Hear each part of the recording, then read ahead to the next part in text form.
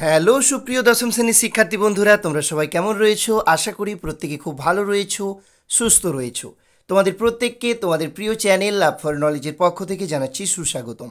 তো সুপ্রিয় বন্ধুরা, আমি তোমাদের সঙ্গে শুভজিৎ স্যার আজকে আলোচনা করব তোমাদের মাধ্যমিক ভূগোলের একটি অতি গুরুত্বপূর্ণ 2 নম্বরের প্রশ্নোত্তর নিয়ে।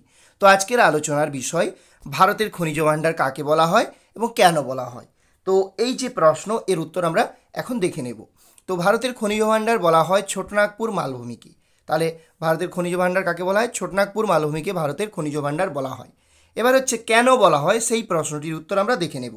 ছোটনাগপুর মালভূমিকে ভারতের খনিজ ভাণ্ডার বলার কারণ, তাহলে কি বলা হয়েছে দেখো, ভারতে উৎপাদিত বেশিরভাগ খনিজ এই মালভূমি অঞ্চলে উৎপাদিত হয়। তাহলে ভারতে যত প্রকারের খনিজ উৎপাদিত হয় তার বেশিরভাগটাই এই ছোটনাগপুর মালভূমি অঞ্চলে উৎপাদিত হয়।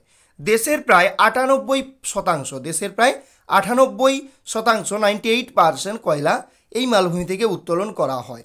ওকে, ছোটনাগপুর মালভূমি অঞ্চলের প্রধান কয়লা খনিগুলি হলো ঝরিয়া, রানীগঞ্জ, তালচের, গিরিডি, ধানবাদ। তাহলে দেশের যে কয়লা উত্তোলন বা কয়লা যে উত্তোলন করা হয় তার 98% এই মালভূমি থেকেই কিন্তু উত্তোলন করা হয়। সেই কারণে আমরা এই ছোটনাগপুর মালভূমিকে ভারতের খনিজ ভাণ্ডার বলে থাকি। তো সুপ্রিয় শিক্ষার্থী বন্ধুরা, এই ছিল আজকের আলোচনা। আজকের আলোচনাতে তোমাদের সঙ্গে আলোচনা করলাম ছোটনাগপুর মালভূমিকে ভারতের খনিজ ভাণ্ডার বলা হয় কেন, তথা এই প্রশ্নটি এভাবেও ভেঙে দেয় কখনো কখনো, ভারতের খনিজ ভাণ্ডার কাকে বলা হয় এবং কেন বলা হয়, এই প্রশ্নটির উত্তর নিয়ে। তো দেখা হবে পরের ভিডিওতে। জয় হিন্দ, জয় ভারত।